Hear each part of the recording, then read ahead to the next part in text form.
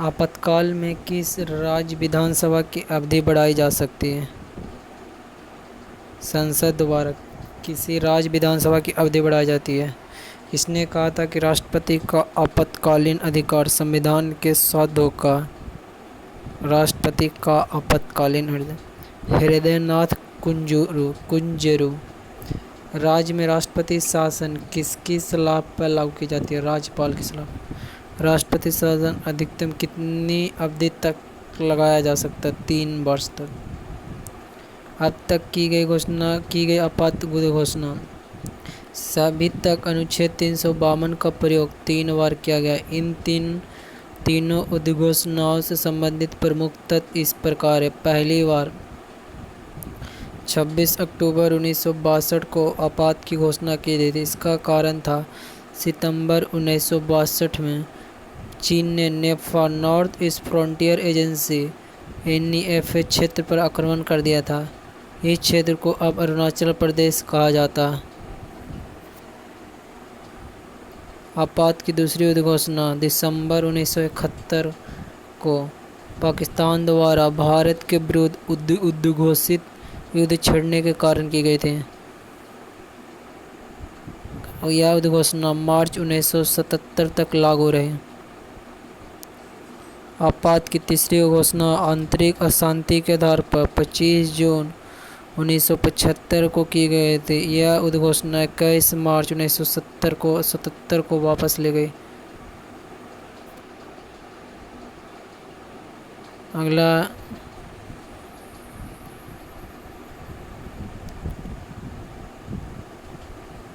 भारतीय संविधान के अनुच्छेद 352 के अनुसार राष्ट्रीय आपात नेशनल इमरजेंसी की घोषणा युद्ध, बाह्य आक्रमण अथवा सशस्त्र विद्रोह आर्म्ड रेबेलियन के आधार पर की जा सकती है। भारतीय संविधान के किस अनुच्छेद के अंतर्गत भारत सरकार का दायित्व है कि वह बाह्य आक्रमण एवं आंतरिक अशांति से राज्यों की रक्षा करे? अनुच्छेद 355 के तहत। भारतीय संविधान के किस अनुच्छेद के अंतर्गत किसी राज्य में राष्ट्रपति शासन लागू किया जा सकता है? अनुच्छेद 356 के तहत। भारत में वित्तीय आपातकाल की घोषणा अभी तक एक बार भी नहीं की गई है। राष्ट्रपति मूल अधिकार अनुच्छेद 20 और 21 के अतिरिक्त के कार्यान्वयन को किस अनुच्छेद के अंतर्गत स्थगित कर सकता है? अनुच्छेद 359 के तहत। संसद द्वारा आपातकाल की घोषणा का अनुमोदन कितनी अवधि के अंतराल में होना आवश्यक है? 1 माह के। भारतीय संविधान के अनुच्छेद 356 के अंतर्गत राष्ट्रपति शासन सर्वप्रथम किस राज्य में लागू किया गया था? तो पंजाब में। राष्ट्रीय आपातकाल में लोकसभा की अवधि आपातकाल की समाप्ति तक बढ़ाई जा सकती है, लेकिन एक समय में केवल 1 वर्ष के लिए बढ़ाई जा सकती है। राष्ट्रीय आपातकाल के दौरान संघ और राज्यों की मतशक्ति का विभाजन समाप्त हो जाता है और संघ राज्य सूची विषय पर भी विधि का निर्माण कर सकती है। भारत की संज्ञानात्मक प्रणाली एकात्मक यूनिटरी रूप में कार्य करने लगती है। अब तक राष्ट्रीय आपातकाल इमरजेंसी का प्रयोग 3 बार किया गया है। राष्ट्रपति शासन में राज्य विधानसभाएं भंग कर दी जाती है और शक्तियों का विभाजन भी समाप्त कर दिया जाता है। भारत की शासन प्रणाली एकात्मक स्वरूप ग्रहण कर लेती है। अब तक राष्ट्रपति शासन का प्रयोग 120 से अधिक बार किया जा चुका है।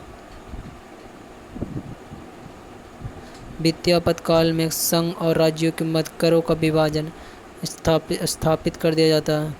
संघ एवं राज्य के अधीन कार्यरत सभी व्यक्ति के वेतन में भत्तों में कटौती की जाती है। इसके अंतर्गत उच्चतम न्यायालय उच्च न्यायालय के न्यायाधीश भी शामिल है। वित्तीय आपात का प्रयोग अब तक के एक बार भी नहीं किया गया। अनुच्छेद 356 और 360 में 356 में था, 352 में था राष्ट्रीय आपातकाल, 352 राष्ट्रीय आपातकाल और 356 में राष्ट्रपति शासन, 360 में वित्तीय आपात। मूल संविधान में आपात की उद्घोषणा में सशस्त्र विद्रोह के स्थान पर आंतरिक अशांति का उल्लेख था। वित्त आयोग की संरचना अध्यक्ष सार्वजनिक कार्यों का अनुभव रखने वाला व्यक्ति। सदस्य उच्च न्यायालय के न्यायाधीशों की योग्यता रखने वाले व्यक्ति।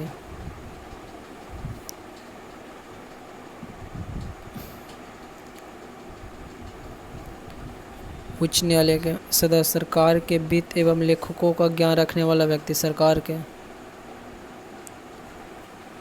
वित्तीय एवं प्रशासनिक मामलों का अनुभव रखने वाला व्यक्ति। आर्थिक मामलों का विशेषज्ञ व्यक्ति। वित्त आयोग द्वारा की गई सिफारिशों को संसद सदन के समक्ष कौन रखवाता है? भारत का राष्ट्रपति। भारत में वित्त आयोग का गठन किस अनुच्छेद के अंतर्गत किया गया? अनुच्छेद 280 के तहत। वित्त आयोग का कार्यकाल कितना होता है? 5 वर्ष का। वित्त आयोग में अध्यक्ष के अतिरिक्त कुल कितने सदस्य होते हैं? 4 अंश सदस्य। भारत में वित्त आयोग पहला हुआ था 1951 में। इसके अध्यक्ष थे के.सी. नियोगी। 1952 से 57 तक अनुशंसा और दूसरा था 1956 में के संथानम। 1957 से 62 तक। तीसरा 1960 में ए के चंद्रा। 1962 से 66 में। चौथा 1964 में डॉक्टर पी.वी. राजा मन्नार। 1966 से 69 तक। और पाँचवा था 1968 में महावीर त्यागी। 1969 से 74 तक। छठा था 1972 में ब्रह्मानंद रेड्डी। 1974 से 79 तक चला। सातवां 1977 में जे.एम. सैलेट। 1979 से 84। आठवां 1982 में वाई.बी. चौहान। 1984 से 89। और नौवां था 1987 में एन.के.पी. सॉल्वे। 1989 से 95। 10वां 1992 में के.सी. पंत। 1995 से 2000 में। 11वां प्रोफेसर ए.एम. खुसरो। 2000 से 2005 में। 12वां 2002 में डॉक्टर सी. रंगराजन। 2005 से 10 तक कार्यकाल था। 13वां 2007 में डॉक्टर विजय कलेकर। 2010 से 15 में। 14वां डॉक्टर वाई.बी. रेड्डी। 2015 से 20 तक। 15वां 2017 में एन.के. सिन्हा। 2020 से 2025 तक।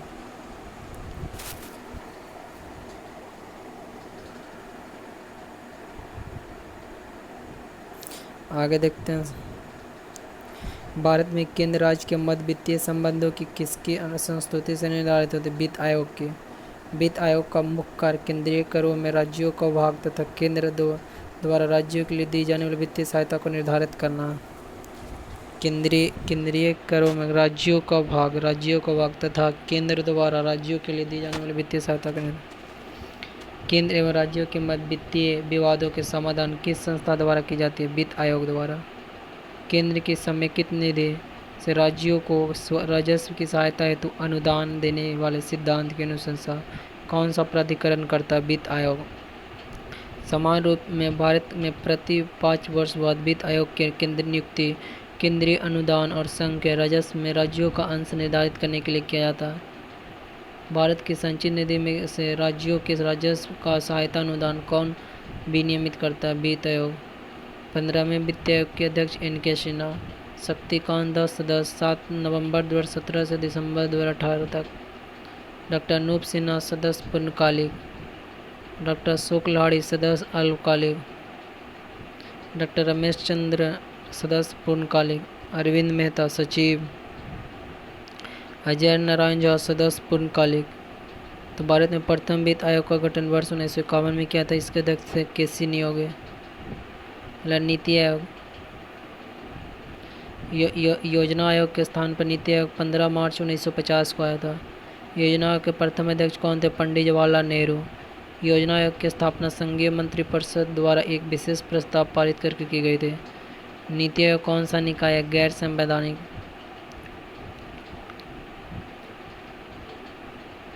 15 मार्च 1950 को। योजना आयोग के स्थान पर नीति आयोग 1 जनवरी 2015 को लाया गया था। नीति आयोग के अध्यक्ष कौन होते? प्रधानमंत्री। नीति आयोग की संरचना अध्यक्ष भारत का प्रधानमंत्री, गवर्निंग काउंसिल में सभी राज्यों के मुख्यमंत्री और संघ राज्य क्षेत्रों के उपराज्यपाल, जिन केंद्र शासित प्रदेशों में विधानसभा वहाँ के मुख्यमंत्री शामिल हैं। विशेष आमंत्रित सदस्य विभिन्न क्षेत्र के विशेषज्ञ, प्रधानमंत्री द्वारा नामित। उपाध्यक्ष प्रधानमंत्री द्वारा नियुक्त। सदस्य पूर्णकालिक, अंशकालिक सदस्य अग्रणी विश्वविद्यालय, शोध संस्था और अनुसंगत संस्थानों से अधिकतम 2 पदेन सदस्य। अंशकालिक सदस्य श्रेणी के आधार पर होंगे। पदेन सदस्य केंद्रीय मंत्रिपरिषद से अधिकतम 4 सदस्य प्रधानमंत्री द्वारा नामित। मुख्य कार्यकारी अध्यक्ष भारत सरकार के सचिव स्तर का अधिकारी निश्चित कार्यकाल हेतु प्रधानमंत्री द्वारा नियुक्त। अगला सचिवालय आवश्यकता के अनुसार स्थापना होगा।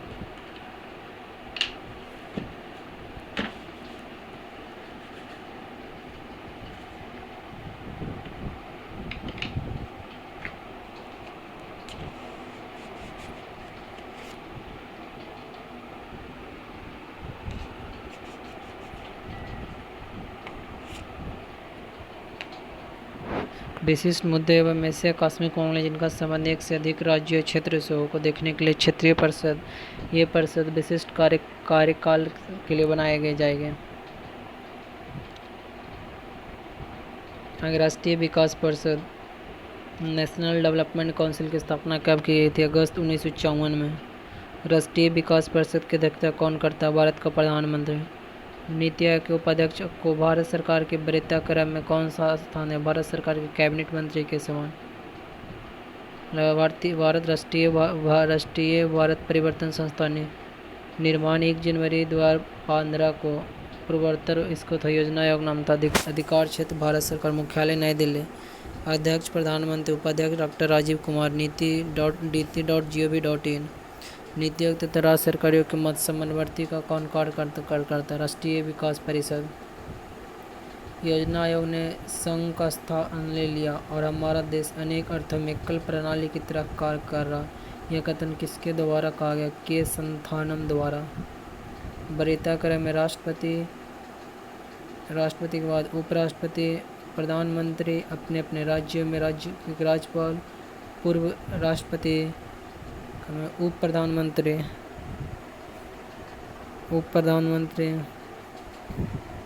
भारत के मुख्य न्यायाधीश एवं लोक सभा अध्यक्ष, पूर्व राष्ट्रपति,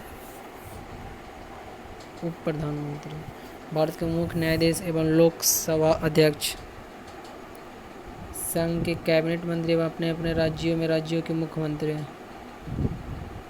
उपाध्यक्ष नीति आयोग, पूर्व प्रधानमंत्री, उपाध्यक्ष नीति आयोग, पूर्व प्रधानमंत्री, राज्यसभा एवं लोकसभा में विपक्ष के नेता। राज्यसभा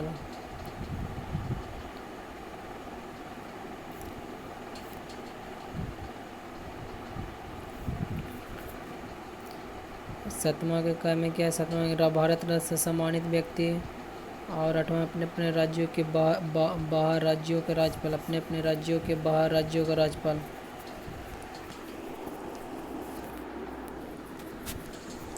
उच्चतम न्यायालय के न्यायाधीश। 9वां में अध्यक्ष। संघ लोक सेवा आयोग के मुख्य चुनाव आयोग। भारत के नियंत्रक एवं माल्य पर हक परीक्षा। फिर राज्यसभा के उपसभापति।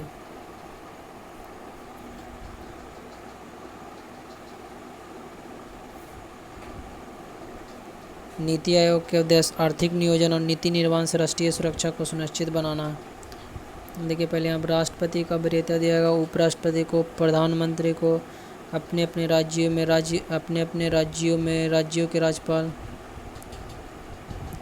अपने अपने राज्यों में राज्यों के राज्यपाल, पूर्व राष्ट्रपति का में उप प्रधानमंत्री, भारत के मुख्य न्यायाधीश एवं लोकसभा अध्यक्ष, भारत संघ के कैबिनेट मंत्री एवं अपने अपने राज्यों में राज्यों के मुख्यमंत्री। उपाध्यक्ष नीति आयोग का, उपाध्यक्ष पूर्व प्रधानमंत्री, राज्यसभा में लोकसभा में विपक्ष के नेता।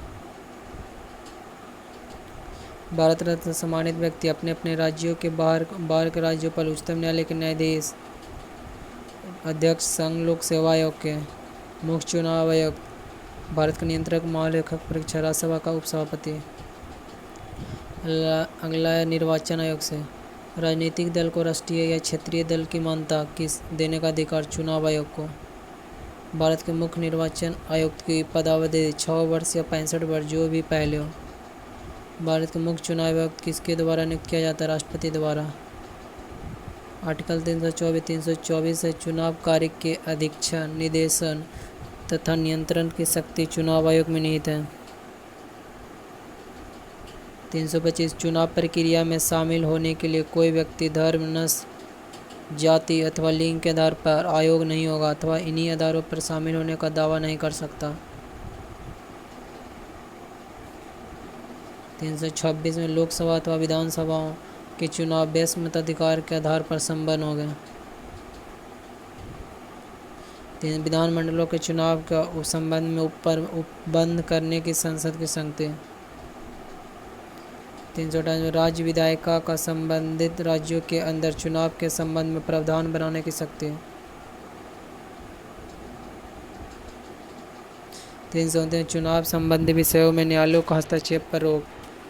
329 के क्रम में प्रधानमंत्री तथा लोकसभा अध्यक्ष के चुनाव के संबंध में विशेष प्रावधान। भारत के मुख्य चुनाव आयुक्त किसके द्वारा नियुक्त किया जाए? राष्ट्रपति के द्वारा। आंतरिक दलीय लोकतंत्र का उपयोग कहाँ होता है? दल के आंतरिक चुनाव हेतु जो दल के पदाधिकारियों के चयन हेतु समय समय पर होता है। किन अनुच्छेद के अंतर्गत भारत में निर्वाचन आयोग का प्रावधान किया गया था? अनुच्छेद 324 के अंतर्गत।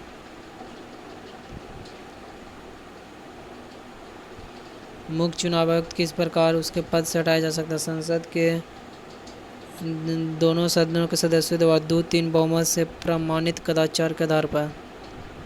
राष्ट्रपति का चुनाव किसके द्वारा संचालित किया जाता है? भारत के निर्वाचन आयोग द्वारा। 61वें संविधान संशोधन 1989 के अंतर्गत मतदान की न्यूनतम आयु 21 वर्ष से घटाकर 18 वर्ष कर दी गई। सांसदों की अयोग्यता संबंधी विवाद कौन निर्णय करता है? निर्वाचन आयोग के परामर्श से राष्ट्रपति। संसद द्वारा किस व्यक्ति को चुनाव लड़ने के लिए आयोग करार दिया जाए? न्यायालय द्वारा अपराधी घोषित किए गए व्यक्ति को। भारत में मताधिकार और निर्वाचित होने का अधिकार किस प्रकार का विधिक अधिकार? राजनीतिक दलों को सर्वप्रथम संवैधानिक मान्यता किस वर्ष प्रदान की गई? वर्ष 1985 में। अनुपातिक प्रतिनिधित्व की आवश्यकता किस देश में नहीं होती है? जहाँ द्विदलीय प्रणाली प्रचलित हो। दिनेश गोस्वामी समिति का संबंध लोकसभा के चुनाव के सरकारी निधियन से है। किसी भी राजनीतिक दल को मुख्य विपक्षी दल की मान्यता प्राप्त करने हेतु उसके पास सदन में के कम से कम 10% सदस्य होना चाहिए। निर्वाचन आयोग को किस वर्ष 3 सदस्यीय आयोग बनाया गया था? वर्ष 1989 से एवं 1993 में। दल बदल विरोध निरोधक अधिनियम 15 फरवरी 1985 को पारित हुआ था। निर्वाचन प्रक्रिया का आरंभ राष्ट्रपति द्वारा जारी की गई अधिसूचना से होती है। यह अधिसूचना पर जनप्रतिनिधित्व अधिनियम एक्ट 1951 की धारा 14 के अंतर्गत जारी की जाती है।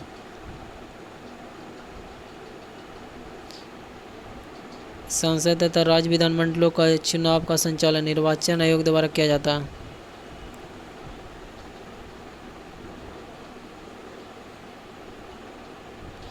राष्ट्रीय मानवाधिकार आयोग अधिनियम 1993 के अनुसार किसे इस आयोग के अध्यक्ष बनाया जा सकता है?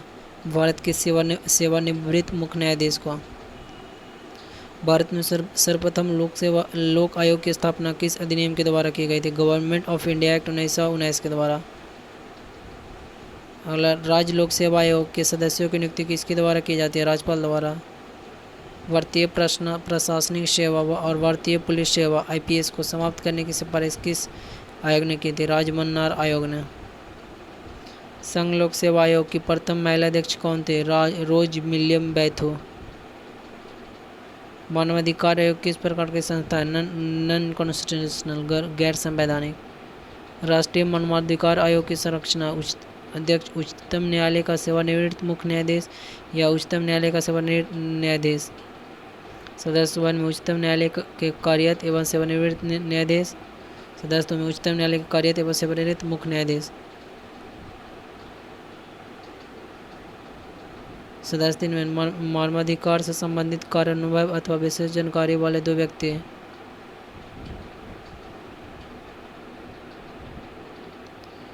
पदेन सदस्य राष्ट्रीय अल्पसंख्यक आयोग का अध्यक्ष। पदेन सदस्य राष्ट्रीय अनुसूचित जाति आयोग का अध्यक्ष। पदेन सदस्य राष्ट्रीय अनुसूचित जनजाति आयोग का अध्यक्ष और पदेन सदस्य राष्ट्रीय महिला आयोग का अध्यक्ष। पदेन सदस्य पिछड़ा वर्ग आयोग का अध्यक्ष और पदेन सदस्य विकलांग व्यक्तियों के लिए मुख्य आयुक्त। और पदेन सदस्य राष्ट्रीय बाल अधिकार सुरक्षा आयोग के मुख्य आयोग।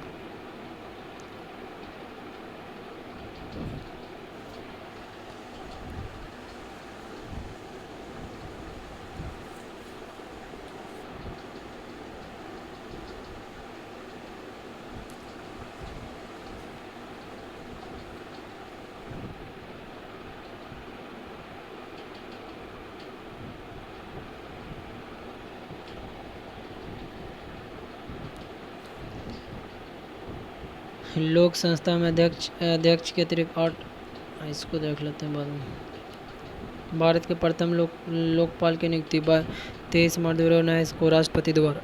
सर्वोच्च न्यायालय के सेवानिवृत्त न्यायाधीश पिनाकी चंद्र घोष को भारत का प्रथम लोकपाल नियुक्त किया गया। इसका चयन प्रधानमंत्री नरेंद्र मोदी की अध्यक्षता वाली एक चयन समिति द्वारा किया गया, जिसमें सर्वोच्च न्यायालय के मुख्य न्यायाधीश रंजन गोगोई, लोकसभा अध्यक्ष सुमित्रा महाजन तथा एक प्रख्यात न्यायवादी मुकुल रोहतगी शामिल थे। अध्यक्ष पिनाकी चंद्र घोष, न्यायवादी सदस्य जस्टिस दिलीप बी भोसले, प्रदीप कुमार मोहंती, अभिलाषा कुमारी, अजय कुमार त्रिपाठी। गैर न्यायवादी सदस्य अर्चना रामसुंदरम, दिनेश कुमार जैन, महेंद्र सिंह, इंद्रजीत प्रसाद गौतम।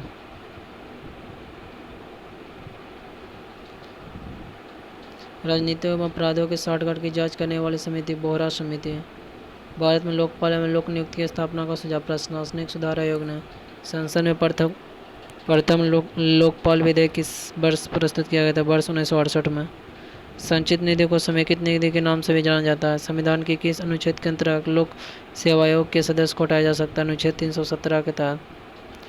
किसी राज्य का लोक आयुक्त अपना प्रतिवेदन राज्यपाल को देता है। राज्य मानवाधिकार आयोग का अध्यक्ष कौन होता है? उच्च न्यायालय का सेवानिवृत्त मुख्य न्यायाधीश। उत्तर प्रदेश लोक सेवा आयोग के व्यय किस निधि पर भारित है?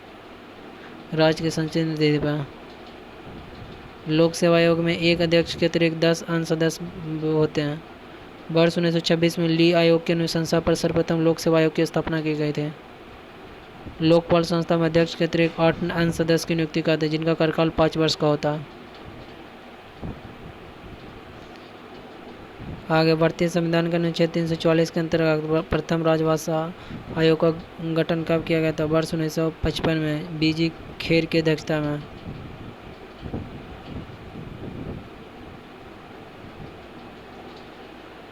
लाए 8वीं अनुसूची में वर्ष 2003 में 4 भाषाएं की संविधान संशोधन द्वारा जोड़ी गई थी, जिसमें उनकी संख्या बढ़कर 22 हो गई 52वें संविधान संशोधन द्वारा। भारत में 8वीं अनुसूची में सम्मिलित भाषा असमिया, बांग्ला, गुजराती, हिंदी, कन्नड़, कश्मीरी, कोंकणी, मलयालम, मणिपुरी, मराठी, नेपाली, ओडिया, पंजाबी, संस्कृत, सिंधु, तमिल, तेलुगु, उर्दू, डोगरी, बोडो, मैथिली, संथाली। संविधान के किस अनुच्छेद में प्रत्येक राज्य में भाषाई अल्पसंख्यक वर्ग के बच्चों को उनकी मातृभाषा में प्राथमिक स्तर पर शिक्षा उपलब्ध कराने का? अनुच्छेद 350 के क में। मैथिली भाषा को 8वीं अनुसूची के अंतर्गत किस वर्ष शामिल किया गया था? वर्ष 2003 में। 71वें संविधान संशोधन द्वारा वर्ष 1992 में संविधान की 8वीं अनुसूची नेपाली, कोंकणी एवं मणिपुरी को जोड़ा गया। उत्तराखंड का द्वितीय राजभाषा संस्कृत है। राष्ट्रीय संस्कृत विद्यापीठ कहाँ स्थित है? तिरुपति, आंध्र प्रदेश में। अब तक 6 भाषाओं को शास्त्रीय भाषा का दर्जा दिया गया। तमिल को 2004 में, तेलुगु को 2008 में, मलयालम को 2013 में, संस्कृत को 2005 में, कन्नड़ को 2008 में, उड़िया को 2014 में। बोर्ड राजभाषा से संबंधित अनुच्छेद 343 संघ की राजभाषा। 340 राज्यसभा पर संसदीय आयोग एवं समिति। क्षेत्रीय भाषा। 342 राज्य की राजभाषा अथवा राजभाषाएं। 340 एक राज्य से दूसरे राज्य अथवा एक राज्य से संघ के बीच संवाद के लिए राजभाषा। 347 किसी राज्य की जनसंख्या के एक समूह द्वारा बोली जाने वाली भाषा से संबंधित प्रावधान। सर्वोच्च न्यायालय उच्च न्यायालय की भाषा। 348 में सर्वोच्च न्यायालय तथा उच्च न्यायालय में साथ ही अधिनियमों एवं विधेयकों में प्रयोग की जाने वाली भाषा। 348 भाषा से संबंधित कुछ नियम अधिनियमित करने के लिए विशेष प्रक्रिया 349 में। विशेष विनिर्देश 350 में। शिकायत निवारण के लिए प्रयुक्त भाषा।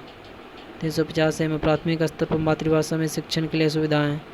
350 के बी में भाषाई अल्पसंख्यकों के लिए विशेष प्राधिकार। 351 हिंदी भाषा के विकास के लिए विनिर्देश।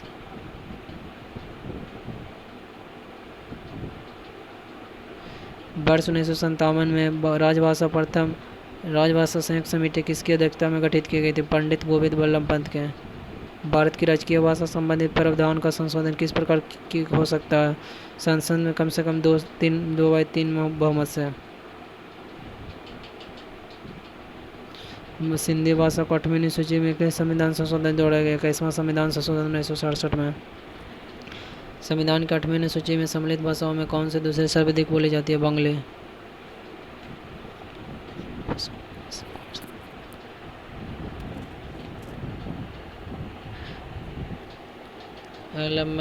मैथिली और संथाली, बोडो, डोगरी, मैथिली, संथाली 4 भाषाओं को 92वें संविधान संशोधन 2003 में जोड़ा गया था।